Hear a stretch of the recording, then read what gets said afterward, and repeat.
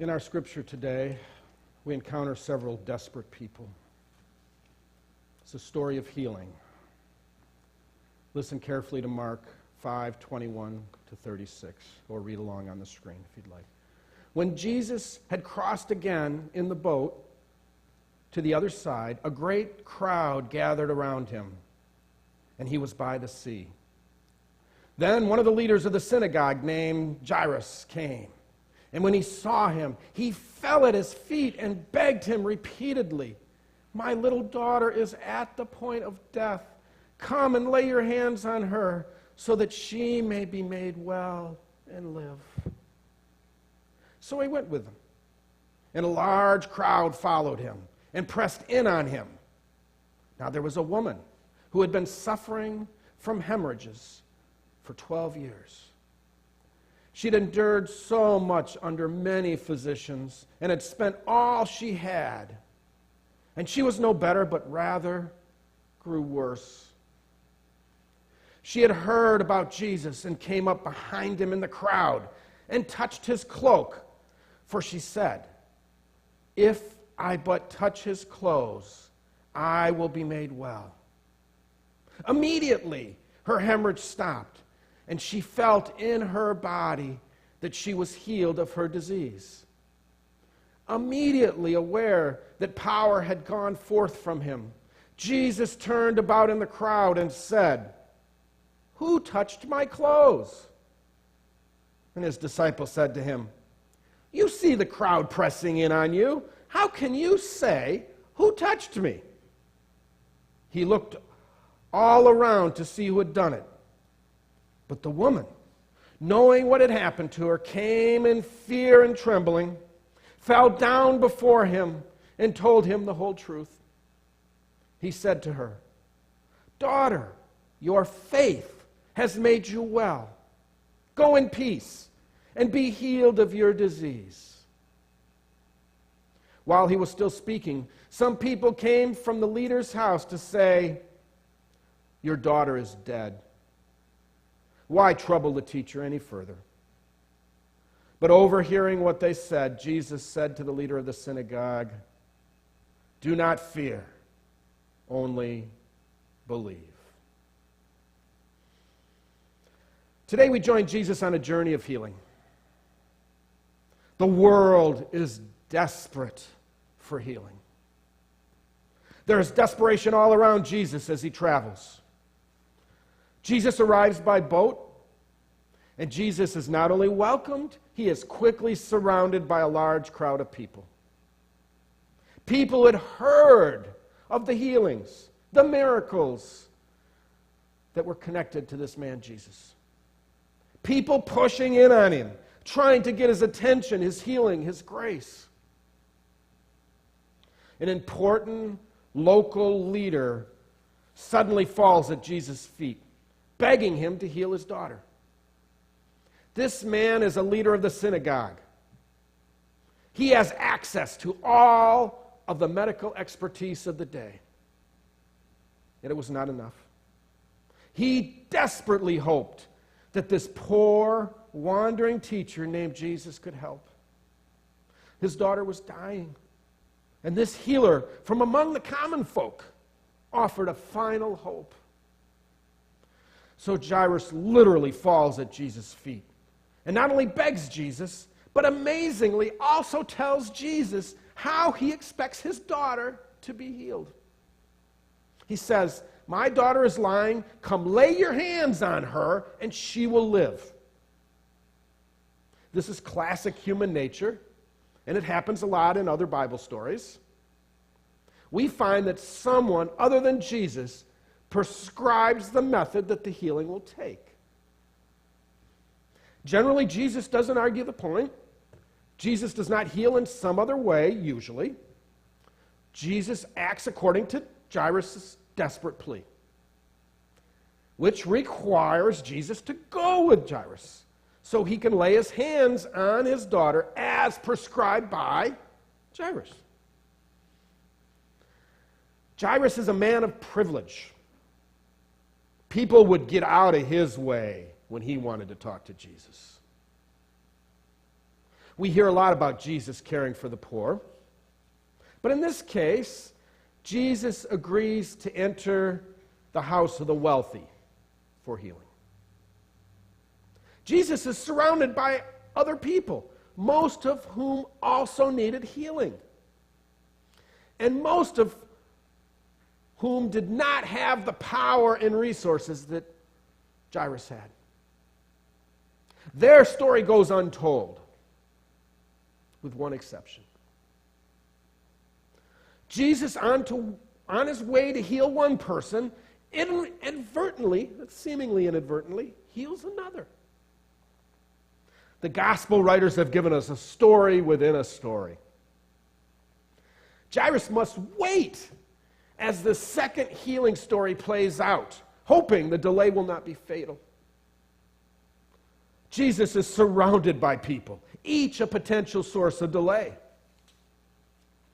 As Jesus is walking to Jairus' house, one woman in particular, who is desperately ill, pushes her way through the crowd and comes up behind Jesus to touch the robe Jesus is wearing, and is immediately healed.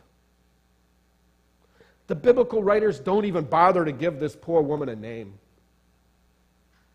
Just as Jairus had specified his method of healing, the woman does so as well. Only instead of believing that Jesus had to touch her, she believed that her healing would come if she touched the clothing being worn by Jesus. Unlike Jairus, who had every right to stop Jesus on the street, this woman was unclean and had very few rights under Jewish law.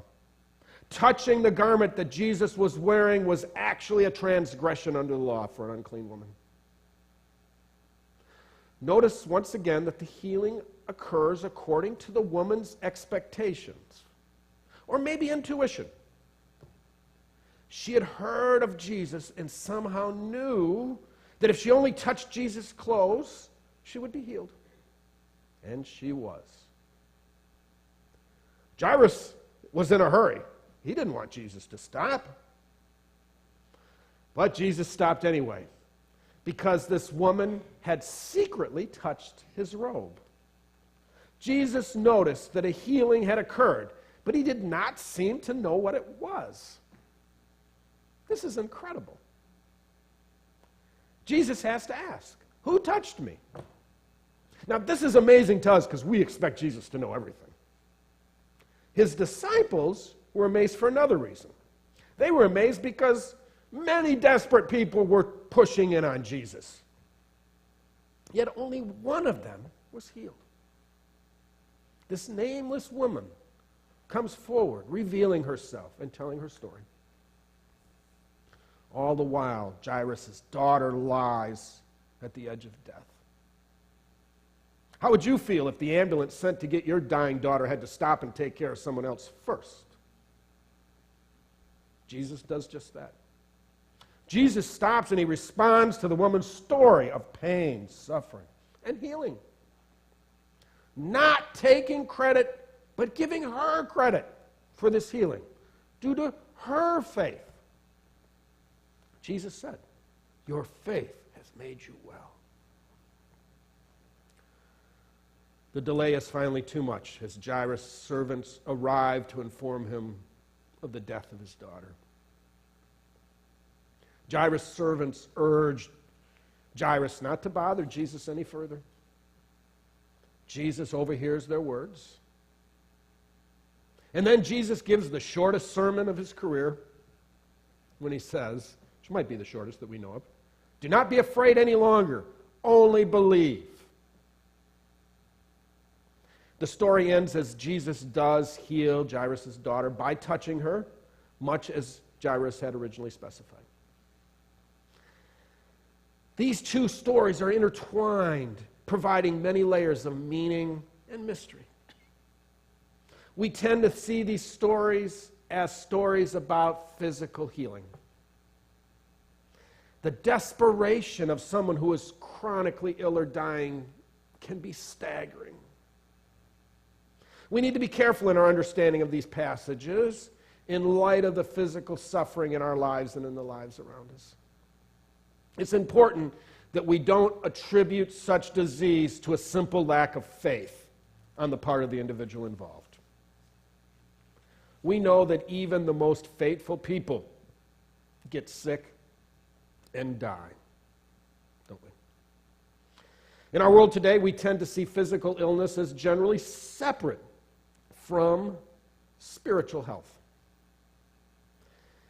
And in many ways, due to our understanding of the world, they are separate things. But it's important to note that the biblical writers and the original readers of this story did not see life that way. They did not tend to separate physical and spiritual healings in their belief system, but rather saw them as all part of the same thing. To biblical peoples, your physical illness was the visible part of a deeper spiritual malady. Spiritual, mental, and physical are all part of a single whole. The healing of physical illness was just an outward sign of a more important spiritual healing. In biblical times, a stumble that breaks a leg had a spiritual cause. In modern times, we just see it as an accident. We generally don't blame a broken bone on an angry spirit or an unclean heart. This difference of perception affects our understanding of the text. It's very difficult to read this text and understand it in the same ways as the original readers. But we can at least appreciate the disadvantages that we face and do our best to work through them. When we read biblical healing stories, try and keep in mind that the story is about healing in a more comprehensive sense than what would otherwise be obvious to us. The message is bigger than just a woman being healed of chronic bleeding. It's not that Jesus was just doing the same kind of physical healing that modern medicine does today. The type of physical healing that happens all the time across the street at Sparrow Hospital. These stories are about our need for wholeness, for spiritual health. Notice the relationship between Jesus and those in need of healing in these stories. Notice that Jesus does not force healing on anyone. People come to him. Also, notice that Jesus doesn't force faith on anyone. Jesus will urge people to believe or to trust in God, but will not perform any miracle that functions in a way that coerces someone to believe or trust. Sometimes it seems like Jesus has to wait for healing faith to appear around him. Sometimes Jesus teases the healing faith out. Sometimes Jesus just responds after it happened. In today's scripture reading, it happens twice. Almost as if Jesus functions as a catalyst for wholeness and healing. You know what a catalyst is, right? If you ever had a chemistry class, a catalyst is something that causes or speeds up a chemical reaction, or in society, a catalyst can speed up an event or change. The elements may have all been there, but it's not until the catalyst comes along that they combine, that they interact, and that change happens, that healing happens.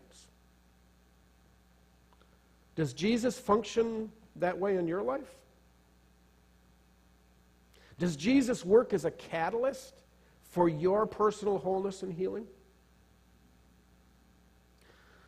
Understanding these stories is also about understanding ourselves. If we use this story as an example, it seems clear that it's okay to cry out to God and to Jesus Christ when we are desperate. There is a distinct difference between desperate hope and despair. The despair of hopelessness. And that should attract the attention of a faithful person, that difference. desperate hope in Jesus Christ believes, trusts that somehow God's healing, that wholeness, will eventually be found. Even if we don't know when or quite how. Hopeless despair turns us inward, away from God, into depression, disease, and spiritual health, or spiritual death. Hope, desperate hope in God, even unto death, is the way, the path that Jesus walked. It is often when we are desperate and we are at our end that we can stop trusting so much in ourselves and trust fully and completely in God. How many times have you heard witness from people who came to know Christ only after hitting a rock bottom in their lives? Maybe you've experienced this yourself. It wasn't until they lost everything due to addiction or alcohol or drugs, or they lost their job, their family, their home.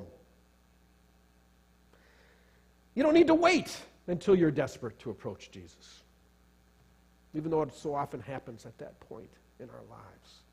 Build your relationship with Christ now through church services, in prayer and meditation, and in study. We don't have to be desperate to work towards healing, towards wholeness. But again, notice the relationship between Jesus and those in need of healing in today's Bible stories. Jesus doesn't force healing on anybody. People have to come to him. Carefully consider your own healing needs and the needs around you. Do you pray for world peace? Did Jesus pray for world peace? I think he did.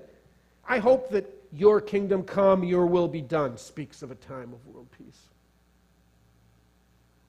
Do you pray more for yourself or for others? It's about relationship. I mention this not to judge, but to help each of you to look into your own hearts in your quest for healing.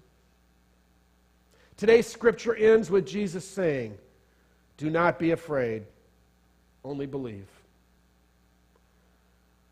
Take these words in their wider context, as taught by this story and others in the Bible. Do not be afraid, but believe, trust in Jesus Christ, in the example he set. Believe and trust in Jesus, not just for one particular thing, on one particular day, one particular physical issue, or for one season, but for healing and wholeness. Healing and wholeness of mind, body, and spirit. It doesn't happen unless you work on it, unless you trust. Healing and wholeness for yourself and for others, for our community and for our world. This is what Jesus Christ stands for and what we stand for as a church.